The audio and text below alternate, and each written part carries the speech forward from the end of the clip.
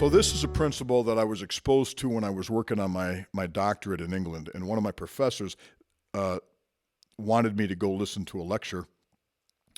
The woman that gave the lecture was part of the Child Protective Services in England. And I don't recall the specific title of what they call that over there, but it was to protect kids. And she was talking about a concept called a simulacrum.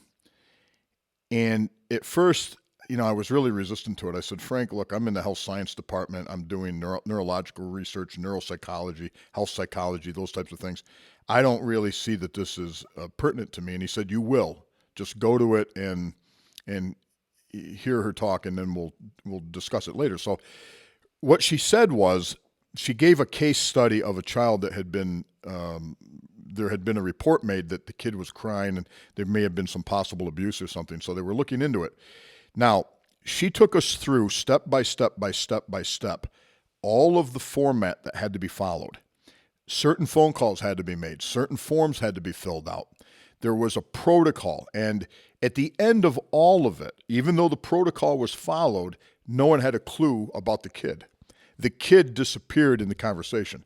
The actual person became unimportant. What mattered was that you followed the protocol. So simulacrum is from the root word where we get similar from. And it's saying that we're starting to mistake the model for the real thing. We no longer have authenticity. We don't have any of that in our lives anymore. And we're starting to have that in every aspect. It creeps in. Now, in the martial arts world, so much of it becomes a false idol. Well, I study Brazilian Jiu-Jitsu. Well, I study Gracie Jiu-Jitsu. Well, I study this. I'm a black belt. I'm a brown, whatever. All of that is a representation of the thing that's supposed to be real. How is it benefiting you as a human being? It matters not that you have a black belt if the rest of your life is a disaster. If you're not a good person, if you're in conflict all the time. I remember, I think it was one of the Machados said, I know that you're good. The guy was very talented on the mat, but how about your life? Your life is a disaster. What kind of success is that? Well, I always talked about simulacrums in my school because I said, don't ever mistake the model for the real thing. That belt that you have is meaningless by itself. Even Hoist Gracie said a black belt covers 2 inches of your ass and the rest you'll have to take care of.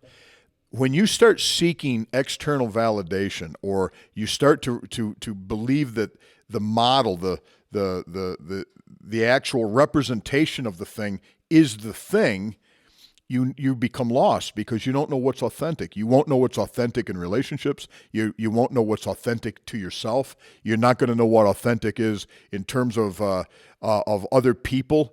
You're going to be completely lost, and life is meaningless in that world.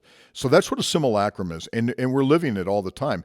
It's all this idea that, hey, I don't really deal with my own life, so what I'll do is I'll attach to a major social concern, and then I can show everybody else what a great person I am and how.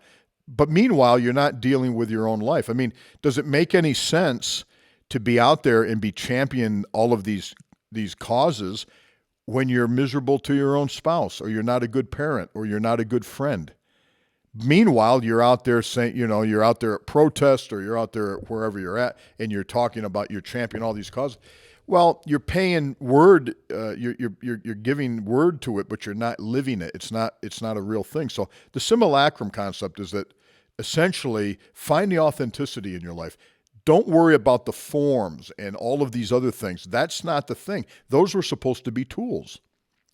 When you're dealing with somebody who's coming from an authentic place, you'll know it and you'll feel it. And you're not going to be fooled by the model. The model has no value. But now we're living in a time where I think we're starting to lose our grip on an authentic life. And it's all model. It's all a bunch of nonsense.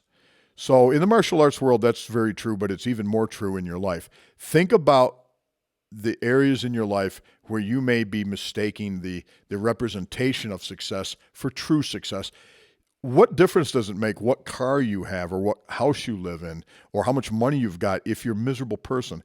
If nobody loves you or cares about you and you're not doing anything really from an authentic position, I don't see that of having any value, because you're certainly not taking it with you. When we transition and go home, None of us are taking any of that. That's a simulacrum. That's not the real thing. Seek authenticity in your life, and I think you're going to find that life becomes richer and more fulfilled, and you're going to be in flow, and everything's going to be better.